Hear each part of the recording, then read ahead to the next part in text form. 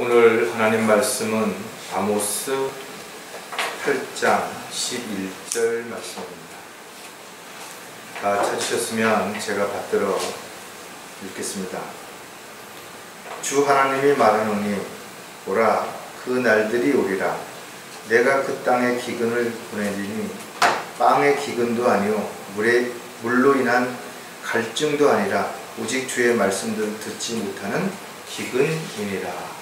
잠깐 말씀에서 기도드리겠습니다.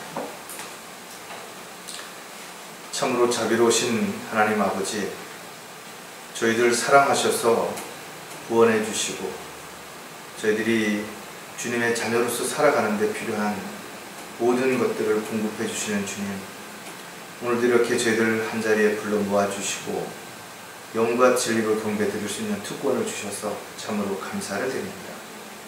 저희들의 영적인 귀를 열어주셔서 저희들이 올바른 것들을 잘 분별하고 또 주님의 뜻과 계획 가운데 살아갈 수 있도록 인도해 주시고 또 저희들이 담대하게 입술을 열어서 복음의 신비를 선포할 수 있도록 주님 함께 해주시옵소서. 저희들 각자가 있어야 할 자리에서 또 마땅히 해야 할 일들을 잘 감당하며 주님의 일꾼으로 부끄럽지 않은 삶을 살아갈 수 있도록 또 힘과 위로와 능력으로 충만케 해주시길 간절히 구하고 합니다.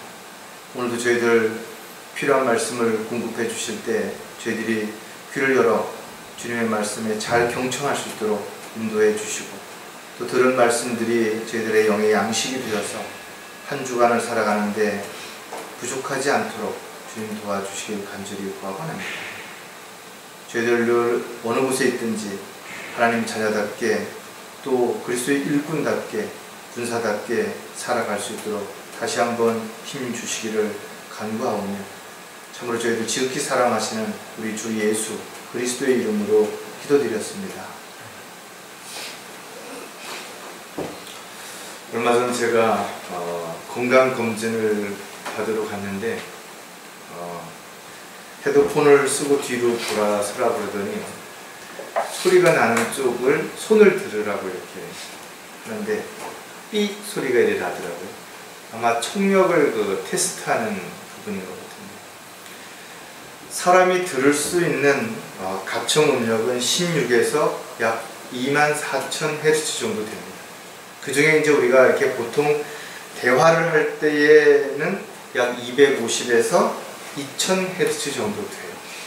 그러니까 사람은 너무 이렇게 박쥐처럼 고음은 들을 수가 없습니다.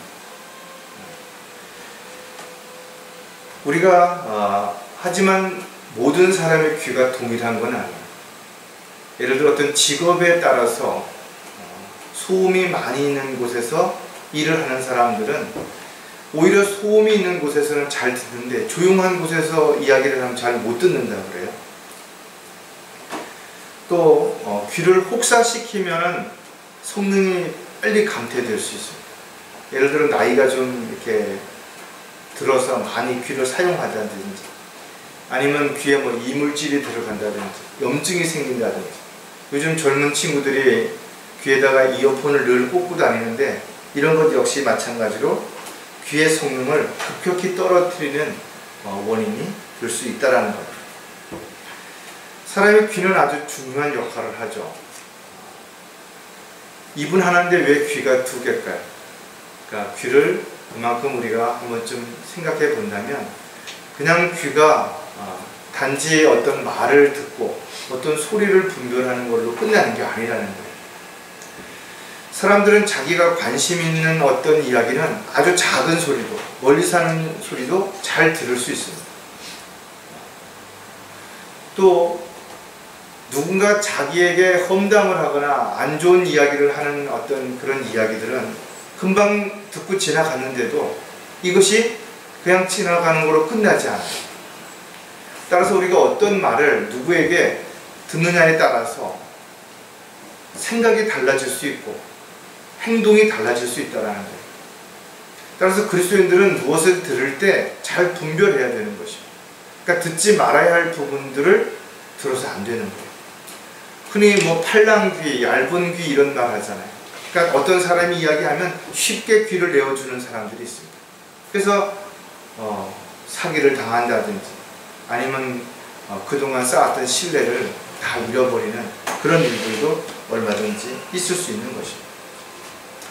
하지만 그리스도인들이 더 중요하게 생각해야 되는 부분은 바로 영적인 귀가 문제가 생기면 더 큰 문제가 생길 수 있다는 것입니다. 그래서 오늘 우리가 설교 제목은 영적인 귀가 문제가 생깁니다. 여러분들이 이 말씀의 의미를 좀 진지하게 또 아주 깊이 한번 좀 생각을 해봐야 됩니다. 성경은 들으면서 믿음이 생긴다라고 이렇게 기록하고 있습니다. 즉 다시 말해서 영적인 생활을 잘 할 수 없는 이유 중에 하나는 잘 듣지 못한다라는 거예요. 즉 영적인 귀가 막혀서 잘 듣지 못하기 때문에 여러 가지 문제가 생기는 것이고 올바른 신앙생활이 어려워지게 되는 것이죠. 시편 기자는 뭐라고 기록해놨나 하면 사람이 만든 우상들은 귀가 있어도 듣지 못한다라고 분명히 기록하고 있죠. 시편 135편에 이런 말씀이 기록되어 있는데 이방의 우상들은 은과 금이며 사람의 수공물이라. 그것들은 입이 있어도 말을 못하며 눈이 있어도 보지 못하고 귀가 있어도 듣지 못하며 그들의 입에는 아무런 호흡도 없도다. 그것들을 만드는 자들은 그것들과 같으며 그것들을 신뢰하는 모든 자들도 그러하도다.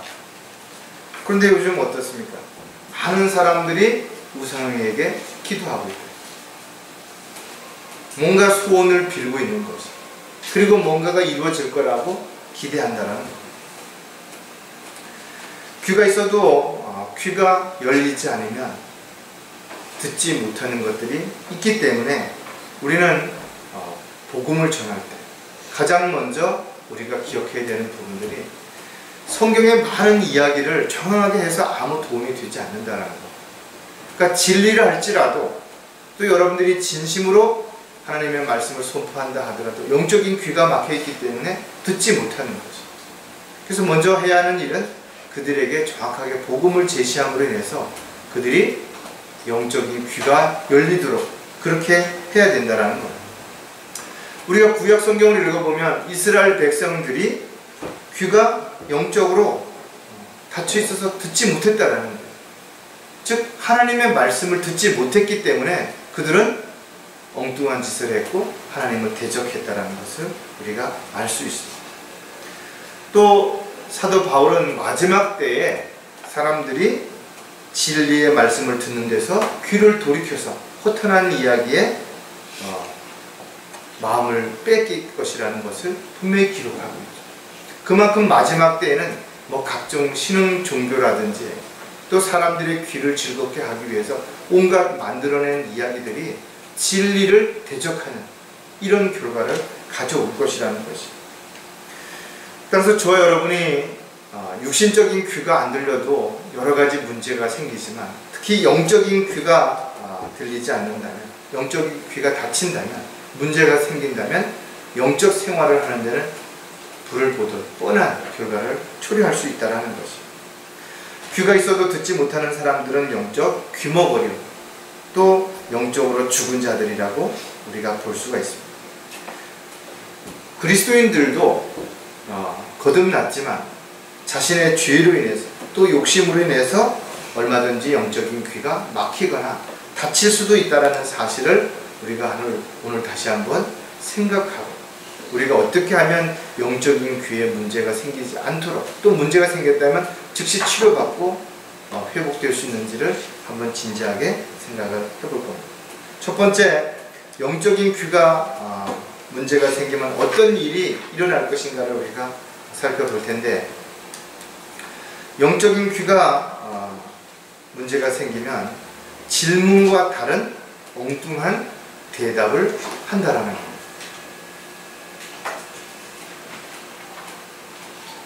충분히 알아들을 수 있도록 또 자세하게 설명을 했음에도 불구하고 상대가 엉뚱한 대답을 하고 있다면, 전혀 다른 반응이 일어나고 있다면 이건 좀 다시 점검해 봐야죠. 자기가 하는 말에 대해서, 질문에 대해서 그 의미를 모르거나 또는 그 내용을 이해하지 못했을 때 사람들은 엉뚱한 대답을 할 수밖에 없습니다. 왜냐하면 자기 생각대로 자기가 가지고 있는 지식, 경험, 능력을 토대로 해서 대답을 하기 때문에 그렇게 되는 것이죠. 따라서 어떤 사람이 자신의 말을 잘 알아듣지 못한다면 먼저 점검해 볼 필요가 있어요. 왜냐하면 그 사람이 정말 귀가 안 들려서 못 들을 수도 있고, 귀는 들리지만 자기의 말의 의미를, 뜻을 해석하지 못해서 잘못 판단할 수도 있기 때문에 반드시 점검할 필요가 있다는 거예요. 왜냐하면 이것이 잘 이루어지지 않은 상태에서 계속 자기의 이야기를 하게 되면 결국 오해가 되게 되겠죠. 왜 내 말을 듣고 왜 행동하지 않는지, 왜 대답이 없는지, 또는 이런 것들이 다툼이 되고 분열이 될 수도 있고, 심하게 되면 이런 것으로 해서 사고가 야기될 수도 있다는 것입니다. 구원받은 그리스도인이라 할지라도 마찬가지예요. 영적으로 어리거나 또는 영적인 문제가 있거나 또 아직까지 그런 것을 잘 이해할 수 없는 그런 상황에 있다면 교제할 때 충분히 고려해서 교제를 해야 된다는 거예요. 아무리 좋은 말씀이고 아무리 그것이 꼭 그리스도인들에게 필요한 것이라 하더라도 영적으로 너무 어린 사람들에게 또는 그것을 감당할 수 없는 사람들에게 그 이야기를 하게 되면 오히려 부담만 되고 또 그것이 마음의 짐이 될 수 있기 때문에 그렇다라는 거예요. 또 자신이 하는 이야기를 잘 이해 못하는 입장이 될 수도 있어요. 그럴 때는 자신이 하는 이야기를 지금 잘 알아듣고 있는지를 확인해 볼 필요가 있는 거죠. 내가 이렇게 이야기를 했는데 이런 뜻으로 알아들었는지, 이런 것들이 중간에 확인되어지지 않으면 충분히 자기는 설명했다고 말했는데도 불구하고 상대는 나는 그런 얘기를 들은 적이 없다든지 나는 그렇게 이해한 적이 없다라고 대답할 수 있다라는 거예요. 자, 질문과 다른 엉뚱한 대답을 하게 된다면 또 어떤 결론이 나타나게 될 것인가? 바로 서로의 입장이 달라지게 된다는 것. 듣지 못하는 사람과 이야기를 여러분 해본 적이 있으세요? 정말 답답하고 그 말을 알아듣는다는 것은 참으로 어렵습니다. 너무나 쉬운 이야기인데, 평소에 그냥 하는 이야기인데도 불구하고 알아듣지 못하면 이해가 안 되는 것이. 여러분들이 쉽게 어떤 외국에 갔는데 그 나라 말을 전혀 못한다고 생각을 한다면 밥 먹는 거, 잠자는 거, 길을 묻는 거 하나가 다 장벽이죠.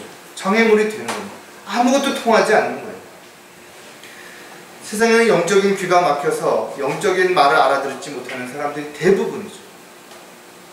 그래서 우리가 영적인 이야기를 하면 못 알아듣는 거예요. 이해할 수가 없기 때문에 그렇습니다. 마태복음 13장 13절에 보니까 그러므로 내가 그들에게 비유로 말하노니 이는 그들이 보아도 보지 못하고 들어도 듣지 못하면 또 깨닫지도 못합니다. 하나님의 말씀을 이야기해도 알아들을 수가 없기 때문에. 그래서 예수님께서도 제자들에게 비유로 말씀하셨대요. 그래서 농사를 짓는 농부의 비유를 하고 상인의 비유를 하고 어부의 비유를 해서 말씀을 전해주셨던 것을 우리가 볼 수 있대요. 영이 죽어있는 사람과 영적인 대화를 나누는 것은 불가능하기 때문에 처음부터 이것은 아무 의미가 없다라는 거죠. 서로가 답답하겠죠. 나만 답답한 거 아니에요. 상대도 역시 동일하게 답답할 겁니다. 내가 하는 이야기가 도대체 뭔 얘기인지를 모를 때 얼마나 답답하겠어요. 그렇기 때문에 서로의 입장이 달라지죠. 그래서 똑같은 이야기를 주고받았는데 그 결론은 전혀 다른 모습으로 행동하게 된다는 것입니다. 이렇게 거듭났다 할지라도 마찬가지로 영적으로 잘 이해를 못하게 된다면 너무 어렵게 또 너무 많은 것을 이야기하기보다는 잘 풀어서 알아듣기 쉽게끔 차분하게 조금씩 한 단계씩 그렇게 하는 것이 서로가 서로에 대한 부분들을 잘 이해할 수 있는 계기가 될 수 있는 것입니다. 또 한 가지 질문과 다른 엉뚱한 대답을 하게 된다면 자신의 목소리를 점점 크게 내게 되는 것이죠. 좀 나이가 많이 드신 어른들을 만났을 때 필요 이상으로 크게 말씀하시는 이야기를 들을 때 혹시 화가 나셨나? 뭔가 언짢으신가? 이렇게 오해할 수도 있죠. 그런데 자세히 좀 생각을 해서 들어보면 전혀 그렇지 않습니다. 왜냐하면 자신의 말을 자기가 잘 듣지 못하기 때문에 그래서 목소리가 커지는 것이죠. 그래서 저도 그 전에 어머니 계실 때 가보면 TV를 엄청 크게 틀어놓고 계시는 거예요. 볼륨을 막 25 이렇게 틀어놓고 계시는 거예요. 그러니까 잘 안 들리시니까 조금씩 자꾸 볼륨을 높이다 보니까 여기까지 온 것이죠. 또 한 가지 특성이 있어요. 본인의 목소리를 잘 본인이 못 들으니까 상대도 못 들을 거라고 생각을 해서 자꾸 설득하려고 합니다. 그래서 한 얘기를 또 하시고 반복하시는 거죠. 상대가 못 알아들을 거라고 생각하기 때문에 자신의 입장을, 형편을 더 주장하기 위해서 점점 목소리가 커지게 되는 결과를 우리가 알 수가 있습니다. 고린도전서 2장 4절에 보면 또 내 말과 내 설교를 설득력 있는 인간의 지혜의 말로 하지 않고 성령과 능력을 나타내므로 하였으니 그랬습니다. 하나님의 말씀을 이해하는 것은 인간적인 지식, 경험, 능력이 많아야 된다는 거 아닙니다. 또 목소리를 크게 낸다고 해서 믿음이 강해지는 거 아니에요. 즉 여러분들이 믿습니다 라고 크게 소리를 지른다고 해서 믿음이 좋아지는 거 아니라는 것입니다. 하나님의 일은 결코 사람을 설득시키거나 또는 세뇌시켜서 그로 하여금 어쩔 수 없이 그 일을 하게 만드는 거 아니에요. 하나님의 일은 자발적으로 자원에서 기쁨으로 해야만 되는 것입니다. 그럼 오늘날 많은 교회들이 인간적인 열정을 앞세워서 더 많이, 더 열심히 무언가 하는 것이 곧 믿음인 것처럼, 그것이 하나님을 기쁘시게 하는 것처럼 하다 보니까 종교 생활이 점점 시기가 되고 다른 사람과 비교를 하는 이런 것들로 드러나게 됐다는 거죠. 하나님의 일은 바른 진리를 알고 여러분들이 자원해서 기쁜 마음으로 그렇게 할 때 하나님을 기쁘시게 할 수 있다는 거죠. 특히 하나님의 일은 성령의 능력으로 하지 않는다면 결코 그 일은 하나님이 원하시는 일이 될 수가 없다는 거죠. 즉 영적인 귀가 열려있는 그리스도인들은 반복하지 않아도 또 큰 소리 내지 않아도 그것이 바른 진리의 말씀이라면 잘 알아들을 수 있기 때문에 굳이 그렇게 큰 소리를 낼 이유도 없고 정확하게 설명할 필요도 없다는 거예요. 질문과 다른 엉뚱한 대답을 하게 된다면 진지하게 만남이 지속될 수 없게 된다는 거예요. 즉 서로가 대화가 잘 안 되는데 그 만남이 지속되겠어요? 어느 순간인가는 더 이상 만나지 않게 된다. 제가 상담을 할 때 보면 자신의 귀에서 여러 가지 소리가 들린다라고 이렇게 말하는 분들을 보게 되는데 그 소리가 들리는 것도 크게 세 가지로 이렇게 나누어서 제일 1단계는 어떤 기대음 것처럼 윙 한다든지 징 한다든지 이런 소리가 들린다. 두 번째 좀 단계가 심해지면 마치 사람들이 자신을 흉보는 것처럼 웅성웅성 하는 소리가 들리고 꼭 자기 이름을 부르는 것처럼 이런 소리가 들린다.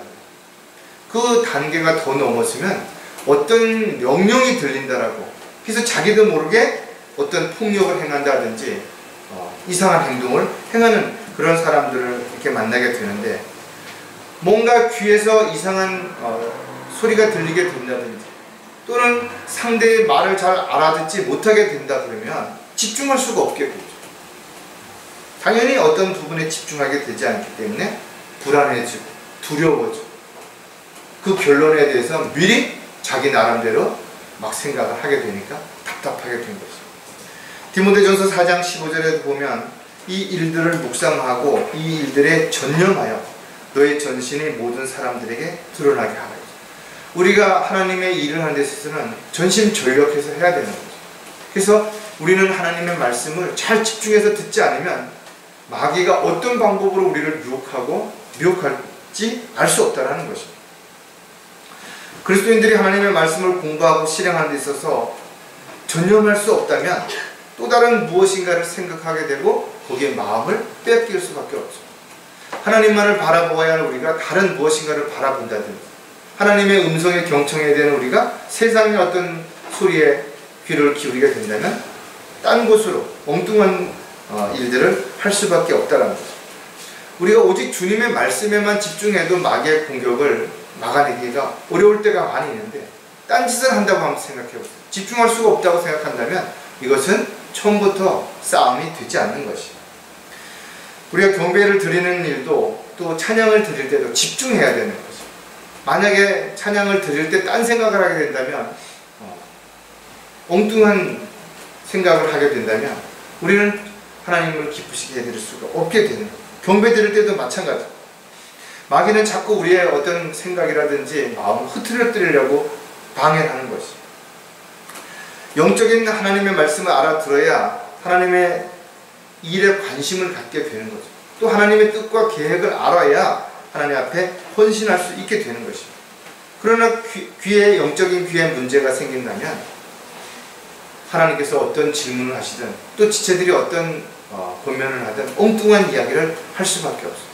그래 놓고서는 서로가 입장이 다르다고 오해하고 불평하게 되고, 자신의 목소리, 자신의 입장을 더 관철시키기 위해서 고집을 부리게 되고, 결국은 진지하게 교제가 이루어지지 않게 되는 그런 결과도 나타나게 되는 거죠. 자, 두 번째 영적인 귀에 문제가 생기면 서로 간의 소통이 어떻게 될까요? 어려워지게 된다는 거예요. 상담하면서 여러분들이 그런 경우가 있는지 모르겠지만, 뇌성마비로 인해서 이게 말이 좀 어눌한 분들은 참 진지하게 이렇게 귀를 기울이지 않으면 알아듣기 어렵습니다. 또 어떤 사고로 인해서 이렇게 말을 할 수 없는 상황에 있는 사람들은 입만 뻥긋뻥긋하기 때문에 그 입모양을 가지고 어떤 말을 하는지를 알아야 되기 때문에 아무리 집중해도 정말 답답하고 어려울 때가 많은 것이죠. 자신의 의중을 표현하는 것인데 자기의 의중을 말로 표현해야 되는데 그것을 듣지 못한다면 아무리 잘 표현한들 무슨 소용이 있겠냐요. 가끔 부부싸움의 그 이유들이 보면 서로의 어떤 의중이 다른 거예요. 그러다 보니까 서로 입장이 달라지게 되는 것이고, 서로 입장이 달라지게 되니까 결국은 거기에 대한 대답도 달라지게 되니까 점점 오해가 커지게 되고, 서로를 이해하지 못하게 되니까 오히려 그것으로 인해서 화가 나게 되는 것입니다. 우리는 다양한 오해가 생기는 이유 중에 하나가 소통이 안 될 때, 즉 정치인들이라든지 뭐 이런 사람들이 늘 하는 얘기가 소통이 안 되면 문제가 된다라고 이야기하잖아요. 서로가 대화가 안 되는데 어떤 거를 같이 할 수 있고 어떤 결론을 낼 수 있겠냐라는 것입니다. 무관심, 불관심, 무의통이라는 말이 되어 있는데, 즉 마음이 통하지 않으면 아무것도 볼 수 없는 거예요. 서로가 대화가 안 되는 것이죠. 통하는 게 없게 된다는 거예요. 저와 마찬가지로 여러분들도 어떤 사람하고 대화가 안 되는 사람이 있어요. 그 이유가 가만히 살펴보면 서로의 입장이 다른 거예요. 또 서로의 가치관이 다른 거예요. 서로의 어떤 목표가 다른 것입니다.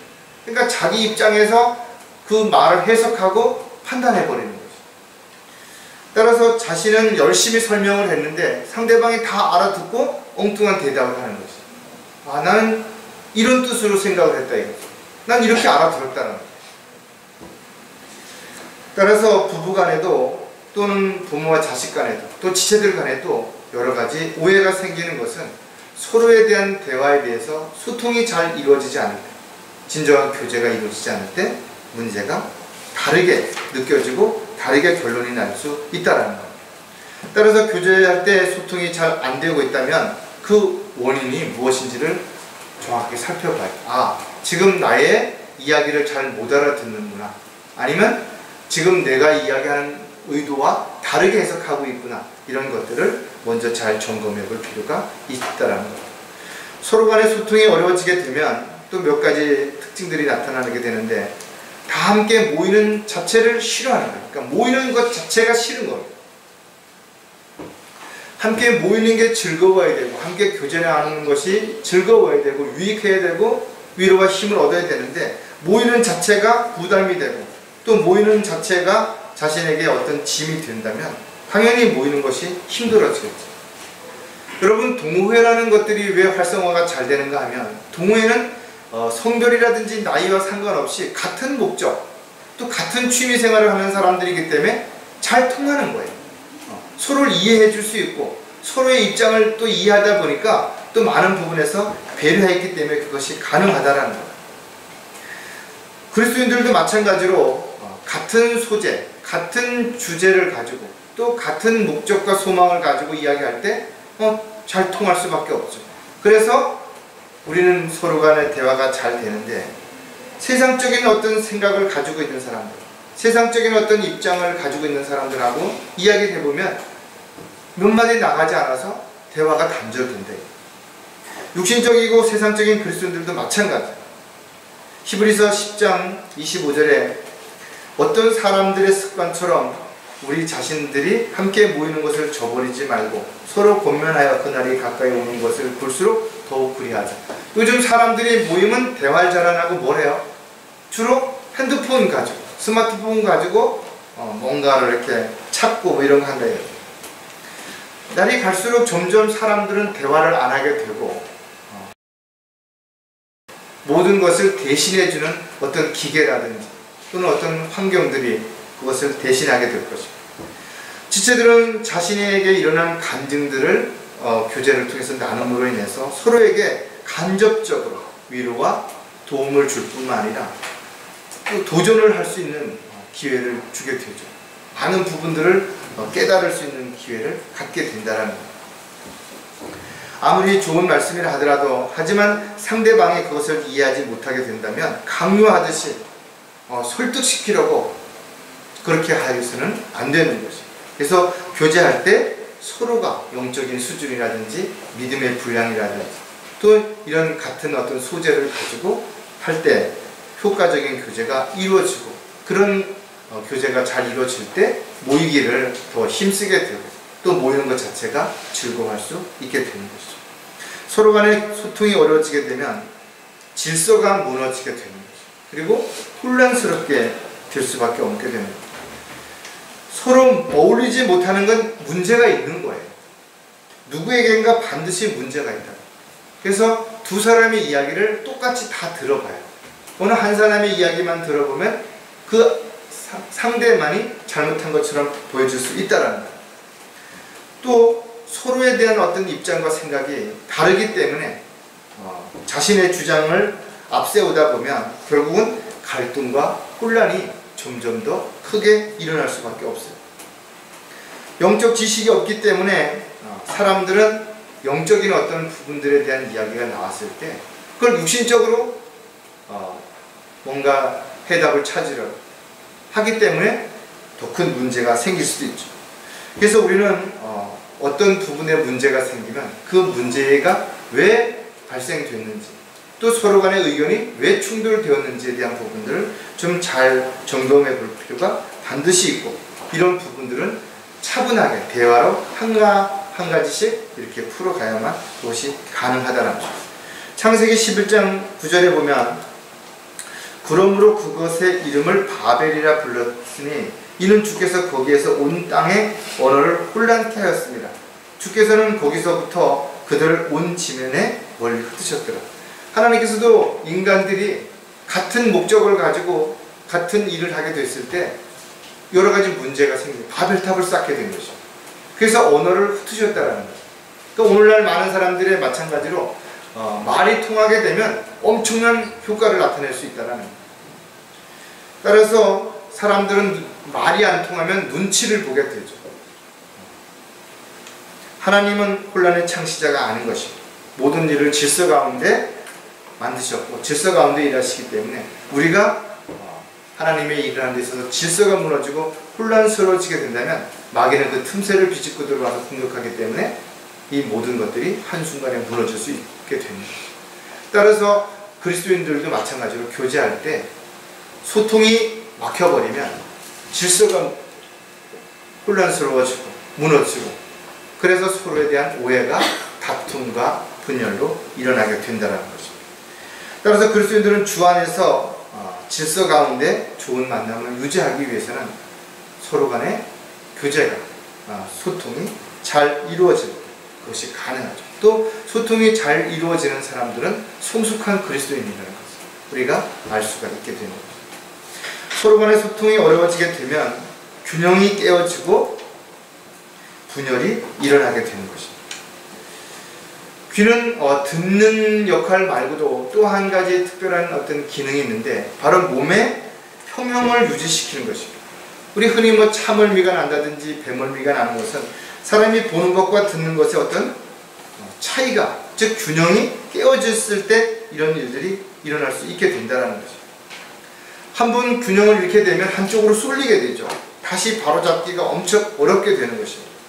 마찬가지로 믿음의 생활도 마찬가지예요. 어느 한쪽에 치우치면 안 돼요. 너무 말씀만을 읽고 또는 어느 한 사람들은 또 너무 기도만 하고 또 어떤 사람들은 어떤 봉사만 하고 어떤 사람들은 또 다른 어떤 것만 안 듣는 것이 모든 것이 다 질서 가운데 균형을 잘 이루어서 조화 있게 했을 때가 가장 현명합니다. 교회 안에도 마찬가지죠. 열성적인 사람들만 있으면 교회가 열성적으로 뭔가 추진을 할 수 있지만 오히려 그 열정 때문에 또한 많은 문제가 생길 수도 있는 거죠. 너무 또 아니란 어떤 스타일, 너무 천천히 조심성 있는 스타일의 사람들이 많으면 또 진취적인 어떤 일들이 잘 이루어지지 않는 것입니다. 나이도 마찬가지고 성별도 마찬가지로 어느 한쪽으로 치우치게 되면 결과적으로 그런 것들이 균형을 깨어뜨리게 만들고 그것이 분열을 일으키는 또 다른 요소가 될 수 있다는 것. 이사야 26장 7절에 의인의 길이 정직함이며 지극히 정직하신 주께서 의인의 길을 균형을 이루시나이다. 주님께서는 공정하신 것이 아니라 공평하신 것이 아니라 공정하신 분이시다. 그래서 모든 사람에게 똑같이 뭔가를 해주는 것이 아니라 하나님의 방법대로 행하시되 공정한 분명히 행한 대로 거기에 갚아주신다라고 성경에 기록하고 있는 거죠. 신앙생활이 아무리 열심을 낸다 하더라도 균형과 이런 분열이 일어나게 된다면 한순간에 무너지게 되는 거죠. 따라서 교회 지체들이 한쪽으로 치우치지 않도록 교회에서도 균형과 조화를 잘 이루는 것이 반드시 필요합니다. 왜냐하면 분열을 막기 위해서 그렇다는 거죠. 이처럼 서로 간의 소통은 정말 중요한 것이죠. 지체들 간에 또는 가족들 간에 소통이 막히게 된다면 서로 만나는 것 자체가 싫어지게 되는 것이고 결국은 질서가 깨어지게 되고 혼란스러워지게 되고 균형과 분열이 일어나는 이런 결과가 드러날 수 있게 됩니다. 자, 마지막으로 영적인 귀에 문제가 생기면 주님의 명령을 따르지 못하게 되는 것입니다. 질문에 대한 엉뚱한 대답을 하는 것도 문제가 되죠. 소통이 안 되는 것도 문제가 되죠. 그러나 가장 중요한 것은 그리스도인들이 영적으로 귀가 막히게 되고 문제가 생기게 되면 하나님의 음성을 들을 수 없게 됩니다. 그러니까 명령에 순종할 수가 없게 되는 거죠. 그러니까 하나님의 때를 맞출 수가 없죠. 언제 가야 되는지, 무엇을 해야 되는지, 어떻게 해야 되는지를 모르기 때문에 자기 방식대로, 자기 하고 싶은 대로 모든 것을 하게 되기 때문에 하나님의 뜻과 계획과는 전혀 무관한 그런 일들이 이루어질 수밖에 없다는 거죠. 성경은 우리에게 깨어 기도하라고 했고 정신을 차리고 항상 주님의 음성에 경청하라고 분명히 가르쳐주고 있다. 언제 주님께서 우리에게 무슨 명령을 내리실지 우리는 알 수가 없는 거죠. 또 명령을 내리셨을 때 우리는 즉시 순종해야 된다는 거예요. 제 생각에는 제가 알기로는요, 다음에 제가 뭐 어떻게 하겠다든지 이런 것은 그리스도인의 올바른 자세가 아니라는 것이죠. 성경은 귀 있는 자가 성령께서 하시는 말씀을 들으라는 것이죠. 즉 다시 말해서 영적인 귀가 열렸다는 것은 성령께서 하시는 말씀을 들을 수 있다는 것이죠. 그러나 자기 욕심 때문에 스스로 귀를 막아버리면 성령의 음성을 들을 수 없게 되는 것이죠. 우리는 주님의 종인데 주인이 명령하시는 것을 못 듣게 된다면 종이 자기 멋대로 할 수밖에 없게 되죠. 그래서 결과적으로는 종이 주인 노릇을 하려고 하는 사람들은 한마디로 말해서 영적인 귀가 막혀있는 사람. 우리가 무엇을 언제 어떻게 해야 될지를 주님께서는 그때마다 하나씩 알려주시고 우리를 인도하시고 돌봐주시고 보호해 주시는데 그 음성을 듣지 못한다 그러면 우리가 언제 무엇을 해야 될지는 전혀 알 수가 없죠. 또 어떻게 해야 될지 알 수 없기 때문에 주님의 명령을 따를 수 없게 되는 것입니다. 주님의 명령을 따르지 못한다면 우리가 하는 많은 일들이 다 주님의 의도와는 전혀 상관없는 일을 하게 되는 것이죠. 따라서 그리스도인들은 얼마나 열심히 많은 것을 하는 것보다 더 중요한 것이 주님의 명령에 따라서 순종하는 것인가가 훨씬 더 중요하다는 것이죠. 자, 그렇다면 주님의 명령을 따르지 못하게 되면 어떤 결과가 나타나는 것인가요? 세상에서 인정받고 대접받으려고 하게 된다는 것. 영적인 귀가 막히면 영적인 것들을 듣지 못하기 때문에 당연히 세상적인 것들에 관심을 갖게 되는 것이죠. 또 세상적인 것들에 관심을 두게 되면 세상을 사랑하고 세상에 있는 것들을 사랑하게 되는 것이죠. 그 결과 세상으로부터 인정받고 대접받으려고 하게 되는 것이죠. 뭔가 사람들 앞에서 자기 가진 것을 자랑하고 또 사람들 앞에서 보이기 위해서 가식적이고 형식적인 그런 위선자적인 삶을 살아가게 되는 것입니다. 세상에 아무리 인정한다 하더라도 또 세상에서 대접을 받는다 하더라도 그것이 주님이 원하시는 일이 아니라면 주님 앞에는 아무것도 내어놓을 것이 없게 되는 것입니다. 고린도후서 10장 18절에 이는 스스로 칭찬하는 사람이 인정을 받는 것이 아니요 주께서 칭찬하는 사람이 인정을 받기 때문에 나는 이런 사람이야. 나는 세상에서 이렇게 대접을 받고 산다. 인정받고 산다고 아무리 자랑한다 하더라도 주님께서 인정해 주지 않는다면 아무것도 주님 앞에 의미가 없게 된다는 것입니다. 비록 우리가 세상으로부터 세상 사람들로부터 하나님 뜻대로 살고자 했을 때 비난을 받고 욕을 먹고 손가락질을 받는다 하더라도 그것이 정말 주님을 기쁘시게 하드리는 헌신된 삶을 살았다면 복받은 자라. 왜? 주님 앞에 서게 됐을 때 반드시 보상을 받기 때문에 그런 거죠. 따라서 저 여러분이 어떤 일을 할 때 얼마나 열심히 하는 것보다 누구를 위해서 하는 것인가, 왜 이 일을 하는 것인가를 충분히 살펴보고 점검해 볼 필요가 반드시 있죠. 또 과연 내가 이 일을 함으로 인해서 사람들이 칭찬을 하는 것인가, 사람이 기뻐하는 것인가, 아니면 하나님께서 칭찬하실 만한 또 하나님 기뻐하실 만한 일인가를 반드시 점검해 볼 필요가 있다는 거죠. 주님의 명령을 따르지 못하게 되면 자신을 높이려고 자랑을 하게 된다는 거예요. 왜 많은 사람들이 자랑하는 것이에요? 나 이런 사람이라는 것을 알아달라는 거예요. 또 나는 그렇지 않다라는 것을 사람들 앞에 입증하기 위해서 수없이 많은 거짓말들을 하게 되는 것입니다.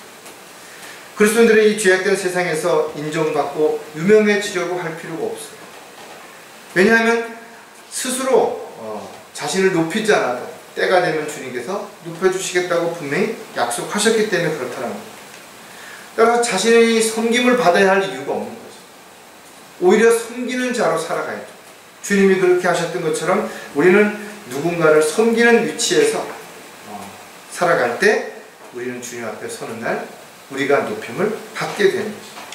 베드로전서 5장 6절에 그러므로 하나님의 능하신 손 아래서 겸손하라. 때가 되면 그분께서 너희를 높이시리라. 때가 되면 주님께서 높여주실 것인데 왜 미리 높임을 받으려고 그렇게 하느냐 이거죠. 따라서 많은 사람들이 세상에서 자신을 인정받기 위해서 그렇게 하는 사람들이 있다. 특히 목사라고 하는 사람들 가운데도 마찬가지로 사람들 앞에서 내가 무엇을 얼마나 했고 어떻게 했더라고 자랑하는 사람들. 결과적으로 이들은 자신의 배를 위해 살아가는 사꾼에 불과한 것이죠. 성경은 그리스도 외에 십자가 외에 아무것도 자랑하지 말라고. 따라서 그리스도인들은 누구도 힘들지 않고 어렵지 않은 사람은 아무도 없을 것입니다. 성장하면 할수록 더 많은 어려움과 문제가 있을 수 있어요. 그러나 자신을 낮추고 겸손하게 살아갈 때 주님께서는 반드시 거기에 대해서 보상해 주시고 또 우리가 그렇게 살아갔을 때 주님을 기쁘시게 해드릴 수 있다는 것입니다. 영적인 귀가 열려서 주님의 명령을 듣고 즉시 순종할 때 우리는 자신을 높이는 것이 아니라 자신을 낮추고 교만한 것이 아니라 겸손한 삶을 살아갈 수 있어요.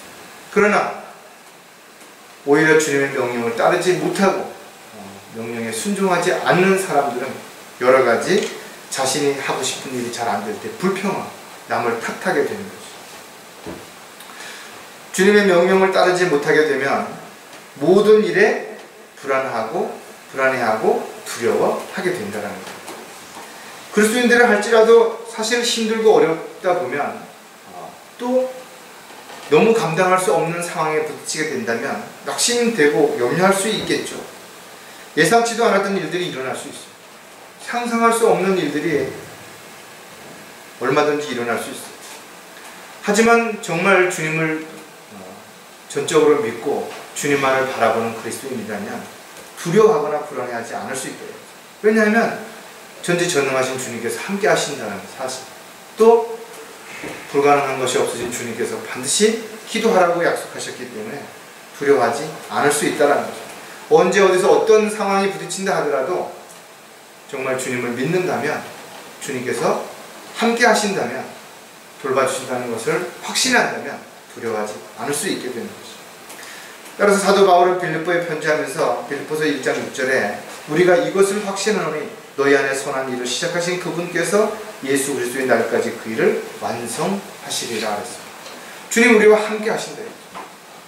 모든 것을 다 알고 계시고 모든 것을 다 하실 수 있는 주님께서 우리와 함께 하신다면 두려워할 이유가 없죠. 불안해할 이유도 없다라는 것입니다.